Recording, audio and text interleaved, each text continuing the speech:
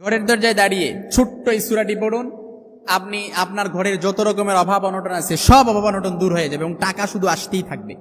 বিশেষ হচ্ছে না মনে হয় না, টাকা শুধু আসতেই থাকবে। আল্লাহ রাসূল সাল্লাল্লাহু আলাইহি ওয়াসাল্লামের এক সাহাবীর পরীক্ষিত আমল, এই আমলটি যেই করেছে সেই ফল পেয়েছে। আমি কিছুদিন আগেও এক জুমায় হয়তো বলেছি দোয়াটা। এই যে আপনাদের এই কুমিল্লাতে এক লোক ওই দিন ধরে, লোকটা প্রায় মনে হয় 20 দিন না 25 দিন আমলটি করছে। লোকটা একদম চাক্ষুষ, আমার বাস্তব রিয়ালিটি দেখতে বলতেছি। এই লোকটা বলে, হুজুর আপনি একটা আমলের কথা বলছিলেন, ঘরের দরজায় দাঁড়িয়ে এই ছোট্ট সূরাটা আমি পড়ছি, ইনশাআল্লাহ 20-25 দিন পড়ছি। আমার আলহামদুলিল্লাহ বিশাল বড় মাছের আড়ত ব্যবসায়, আমি ব্যবসা করি। আমার ব্যবসার মধ্যে এত ভাটা ছিল যে কোনো কিছুতে আমার বরকত ছিল না, আমার ফ্যামিলিতেও শান্তি ছিল না, কিন্তু আলহামদুলিল্লাহ হুজুর আমি ইয়াকিন আর ইখলাসের সাথে আমলটি আপনার আমলটি করছি, আমি সাথে সাথে আলহামদুলিল্লাহ এখন আমার ব্যবসার মধ্যে বরকত, আমার পরিবারের মধ্যে আলহামদুলিল্লাহ এখন রহমত, এবং কন্টিনিউ আমার পরিবারের মধ্যে আর কোনো রকমের অভাব অনটন নাই, একদম চাক্ষুষ।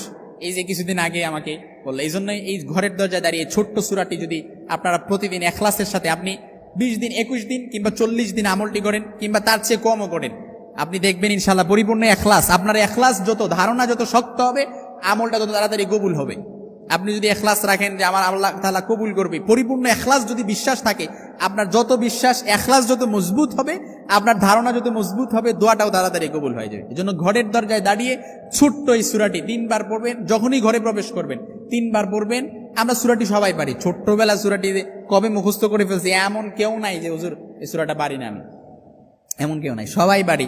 এজন্য ঘরের দরজায় দাঁড়িয়ে এক সাহাবী আল্লাহ রাসূল সাল্লাল্লাহু আলাইহি ওয়াসাল্লামের কাছে একদম পরীক্ষিত আমল, আল্লাহ রাসূল সাল্লাল্লাহু আলাইহি ওয়াসাল্লামের কাছে এসে বলি, ইয়া রাসূলুল্লাহ আমার কোনো কিছুতেই বরকত নাই, আমার ফ্যামিলিতে বরকত নাই, ইয়া রাসূলুল্লাহ আমার সংসারে অভাব অনটন দূর হয় না, টানাপোড়েন লেগেই থাকে, একটার পর একটা ঝামেলা লেগেই থাকে, কখনো সন্তান বিবি অসুস্থ, কখনো মা অসুস্থ, সংসারের মধ্যে কোনো ঝামেলা নাই, ইয়া রাসূলুল্লাহ রান্না নাই, আমার সংসারে বরকত হয় না, আমার কিছু আমল শিখাইয়া দেন ইয়া রাসূলুল্লাহ, এই আমলটা করে যেন আমি কিছু আমার সংসারের মধ্যে বরকত হয়, আমার অভাব অনটন দূর হয়ে যায়।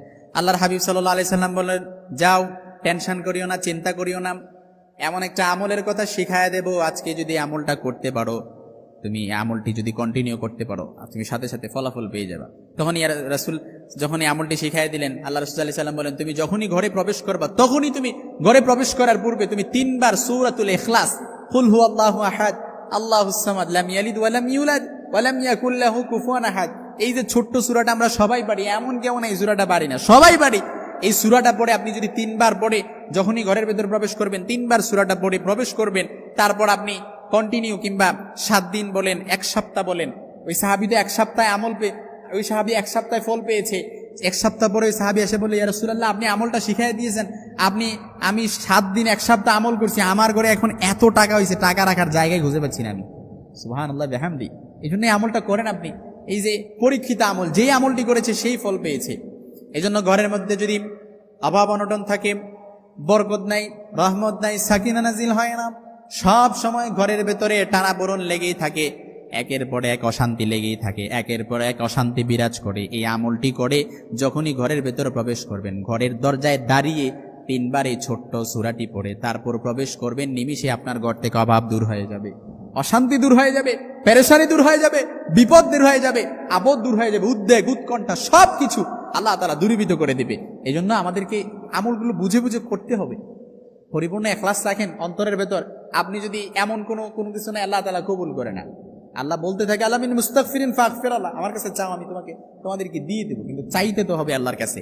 এই জন্য আপনি যখন আল্লাহর একত্ববাদের তাওহীদের স্বীকৃতি দিয়ে আল্লাহর কাছে চাচ্ছেন, আল্লাহর কাছে আপনার আবেগ মিশ্রিত কণ্ঠে আল্লাহর কাছে বলতেছেন, আল্লাহ তাআলা আপনাকে অবশ্যই দিয়ে দিবে। তবে প্রত্যেকটা আমল করার জন্য শর্ত হচ্ছে আপনার ভেতরে পরিপূর্ণ ইখলাস থাকতে হবে, আপনার ভেতরে পরিপূর্ণ ধারণা থাকতে হবে যে আল্লাহ তাআলা আমার দোয়াটা কবুল করবে। আপনি যদি 100% কবুল না, আপনি যদি 100% শিওর না থাকেন, আপনি চিন্তা করেন আল্লাহ দোয়াটা কবুল করলে করলো, না করলে নাই, এরকম যদি চিন্তা ভাবনা করেন, তাইলে তো আল্লাহ তাআলা আপনার দোয়া কবুল করবে না। এই জন্য আমরা যেন এই ইখলাসের সাথে আমলটি করি, ইনশাআল্লাহুল আজিজ। আমি বলে দিচ্ছি, যে আমলটি করেছে সেই ফল পেয়েছে। এই জন্য আমরা করবো তো ইনশাআল্লাহ, আল্লাহ কবুল করুক, পারে না আমিন।